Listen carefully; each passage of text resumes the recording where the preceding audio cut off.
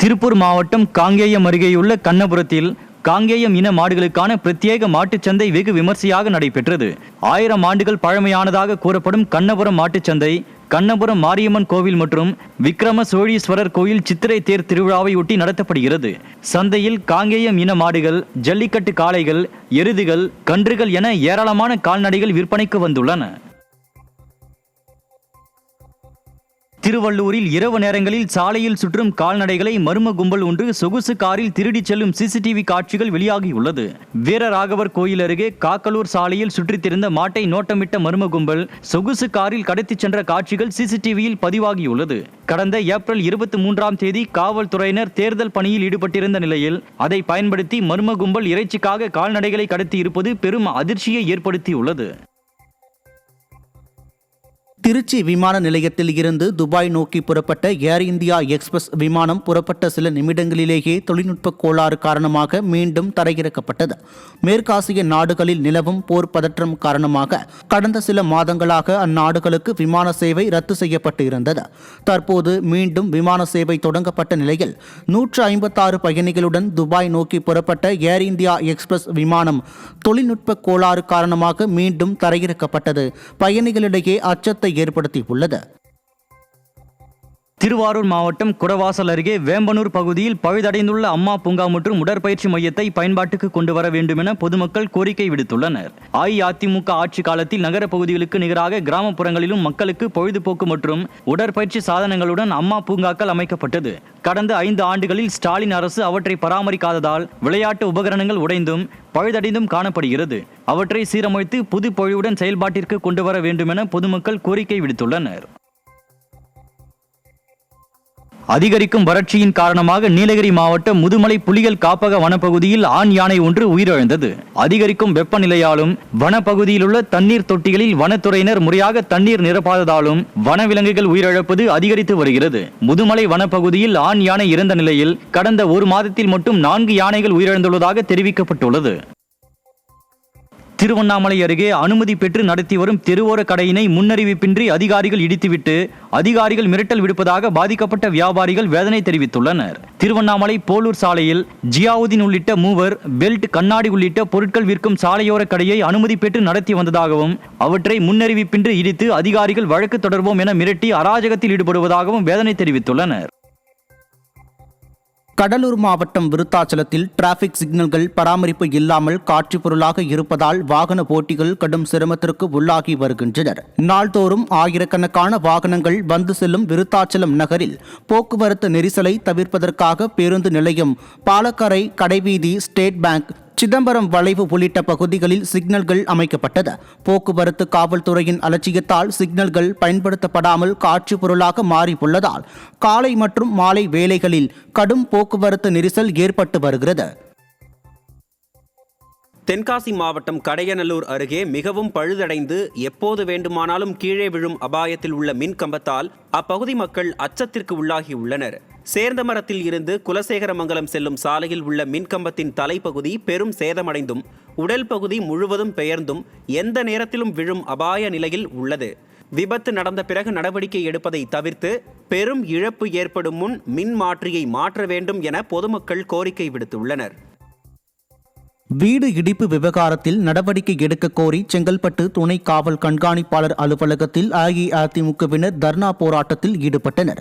மாமண்டூர் பகுதியைச் சேர்ந்த அஇஅதிமுக ஒன்றிய செயலாளர் சம்பத்குமார், முன்னாள் சட்டமன்ற உறுப்பினர் கனிதா சம்பத் ஆகியோருக்கு சொந்தமான 3 வீடுகளையும் அதே பகுதியைச் சேர்ந்த ராஜா என்பவர் முன்விரோதம் காரணமாக கடந்த 23ஆம் தேதி இடித்து தரமட்டமாக்கியுள்ளார்.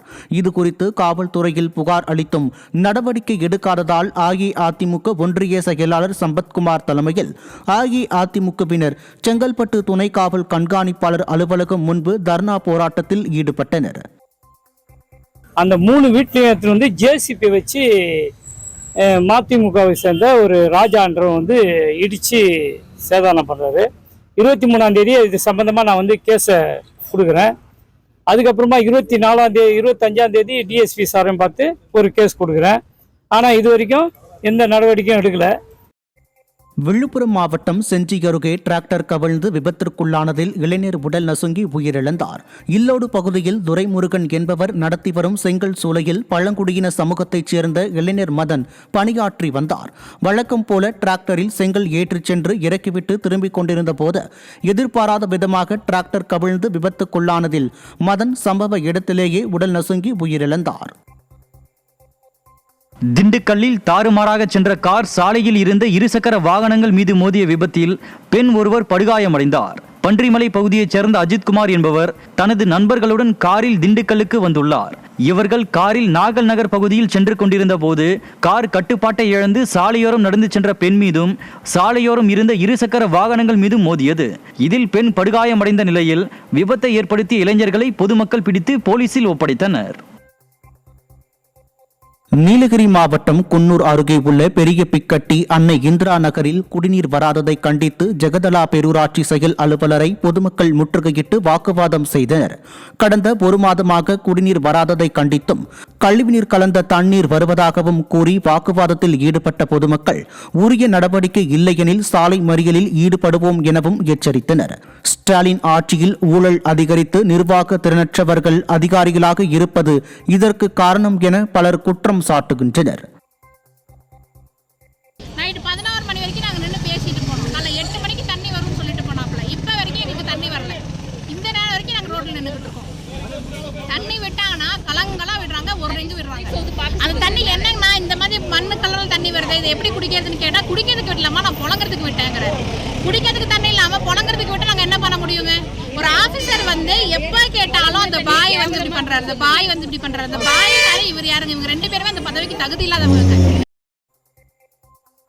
தருமபுரி மாவட்டம் பாலக்கோடு அருகே குடிநீர் சுத்திகரிப்பு மையம் பழுதானதால் பொதுமக்கள் குடிநீர் இன்றி அவதிக்குள்ளாகி உள்ளனர். பெல்லரம்பட்டி கிராமத்தில் கடந்த சில ஆண்டுகளுக்கு முன்பு 8 லட்சம் ரூபாய் மதிப்பில் குடிநீர் சுத்திகரிப்பு மையம் அமைக்கப்பட்டது.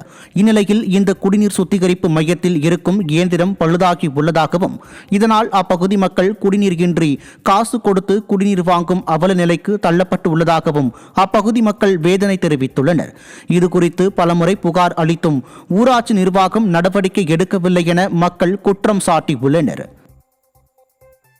கன்னியாகுமரி மாவட்டம் பூதப்பாண்டி தபால் நிலைய சேமிப்பு திட்ட கணக்கில் 3.5 லட்சம் ரூபாய் அளவுக்கு முறைகேடு நடைபெற்றதாக குற்றச்சாட்டு எழுந்துள்ளது.